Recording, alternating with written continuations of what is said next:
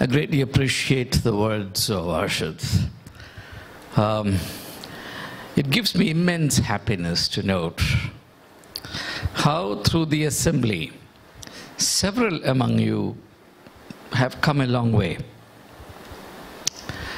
And especially those who have bothered to make use of the opportunities that come your way.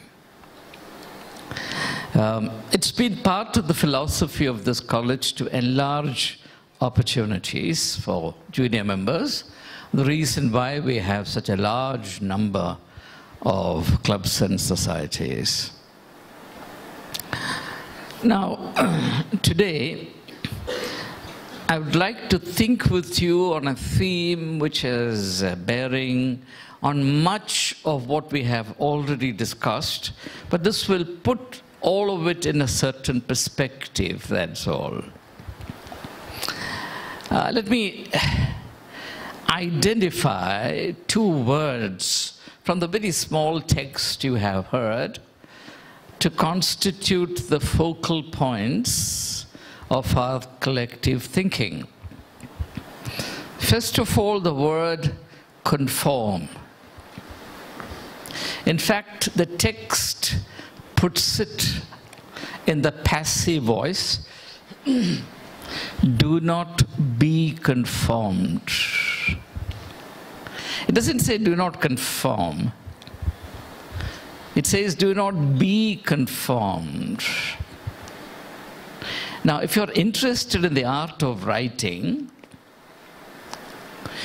you will have to be sensitive to how you choose to construct a thought. It's not enough that you say what you have in your mind. It's extremely important to devise a particular syntactical strategy, grammatical strategy for saying what you would like to say. Because if you are writing, you're writing forever. And writing is a very responsible art. It's a patient art. It's a perfect art. It's an art that produces cultural assets once and for all.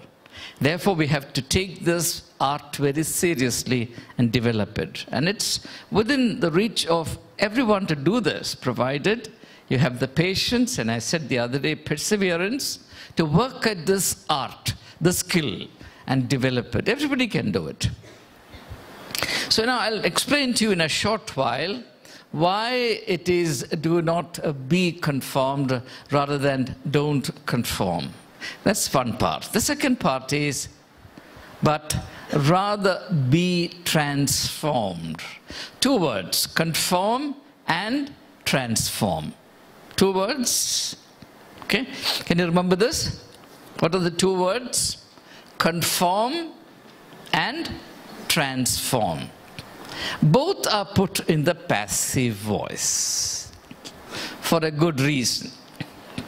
Now, when you put an idea or cast a sentence in the active voice, you are virtually the sole agent of action. I got out of my bed. That's different from saying, I was got out of my bed by my mother. Right? So you did it yourself. Nobody had to come and use a crane to lift you out of your bed. At least in most cases that is true. There may be some cases of extreme paralysis where a person might need mechanical help to attain the dignity of verticality. You become vertical, right? Otherwise, it's a bliss of horizontality in geometrical terms. Now, there are only two attitudes to life or two life strategies. I have repeatedly told you that life is simple. It's not complicated. You don't have to battle many options to take your decisions. Very often, you will be only handling binaries. Two possibilities, not 20 or 200. Here are two options. One is the choice to be conformed. Now let me explain why the passive voice. Very often we are under the mistaken notion that we ourselves, using our volition or freedom of choice or a reason, choose to conform to this particular pattern. For example, a fashion, a textile fashion, or for that matter, an eating habit, or for that matter, an ideological fashion. Ideology is also a fashion, or a political fashion, or an associational fashion. All these are fashions and fads. Most people choose to belong to this group or that group, wear this or that, speak in this language rather than that, or within this language in this fashion and that fashion, not through a responsible application of one's mind, through an exercise of reason and common sense. They do so exercising what in sociology is called the herd instinct, H-E-R-D, the herd instinct, and simply imitating others. And that is the reason why it is put in the passive voice. Our actions, our choices result from our being acted upon by other people, other sources of influence. It may be media, advertisement, for example, peer group pressure, or whatever is seen to be in vogue or in fashion. We immediately feel a need to emulate, to imitate. And we never stop and ask ourselves the question, why should I switch over from this to the other? Why do I feel so unhappy or restless or dissatisfied or underprivileged with what I have the moment I'm exposed to something else? When I'm not sure at all whether this other option is better. Very often that is not the better option. It's only a different option. It's only an option adopted by somebody else. That's its only merit. But suddenly we experience restlessness which will settle down only if we have abandoned the present situation or the present item of possession and acquired the other. Or switched over the present costume to something else that has been advertised. There is absolutely no exercise of the reasoning faculty in this. We have not studied either of the two.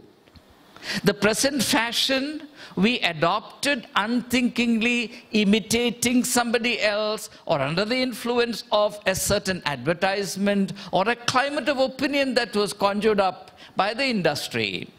And under the same logic, we move on to something else, and tomorrow we will move on to something else. So we are like the Rolling Stone. But we never realized this to be the case. All the time, we are trying to conform to the shifting fashions and fads of the world. And there is no stability in this. There is no happiness or fulfillment in this. There is no sense of settling down anywhere, all the time. You're like, as I said the other day, like a squirrel in a revolving cage. The cage is constantly revolving. So you must run desperately, if only to remain stationary. This is the pattern of the world.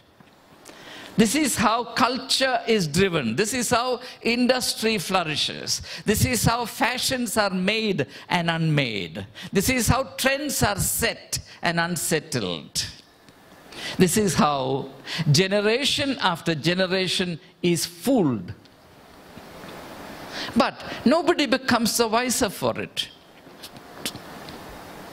If you were to spend a little time day after day examining your own actions, attitudes, options, and the underlying logic, if any, you will certainly come to this conclusion. There was a time, for example, there was a time when using something for a long period was the fashion. Even today, you go to, say, a country like Switzerland, families will boast of clocks that are 250 years old, 300 years old. But that's not the fashion today. The fashion today is that last year's clock has gone with the wind. A new one must come. Last year's car is an object of social embarrassment. A new one must come. You remember that advertisement, something? Huh? The lady says, "Bech do isko." She's in utter distress. She's crying to her husband, "Bech do isko." I mean, how can you live if last year's car is still parked in your garage? Now, unfortunately, the poor lady does not know that she has become a complete, total, abject slave of the pattern of the world. And of course, likewise, you change your friends, you change your partners, you change your husbands, your wives. You, of course, change your hairstyle, you change your hair also. If you can afford, say, 12 lakhs, 14 lakhs, you will be like Amitabh Bachchan. You can have, ever young and youthful hair and all the rest of it. You see, you can change anything. You can change your face, plastic surgery. You can change your heart. Anyway, but I remember a time when a family had no problem in using an ambassador car for 25 years, 30 years. There was no problem. In fact, it was a matter of pride. Even today, there's a Stephanian who owns 37 vintage cars. Cars that are, say, 70 years old, 100 years old. Now that also is a hobby. Right? So all these things are artificially contrived. They're imposed on you. And you simply go for it. I know many rich people who invest a lot of money in accumulating antique furniture. You know, a bureau, for example, that looks absolutely out of place. Of course, I'm not educated on those things. So I asked somebody, now, can't you afford something better? Oh, I was told, you see, this costs 25 lakhs.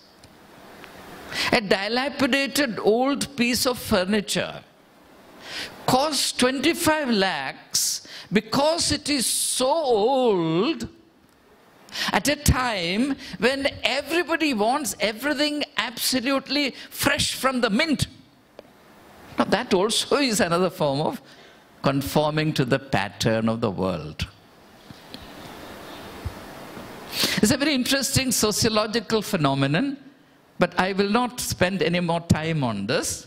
This belongs to what is called the madness of the leisure class. The leisure class, that is, that small section of the society which comprises the rich, who are actually social parasites, who do not do a stroke of productive labor, who live on the sweat and the blood of others, have plenty of money, do not know what to do with it, and therefore they will invent such stupid, absurd, mad fashions, if only to lighten upon themselves the burden of ill-gotten money, and therefore you must invest 25 lakhs on a rotten piece of furniture.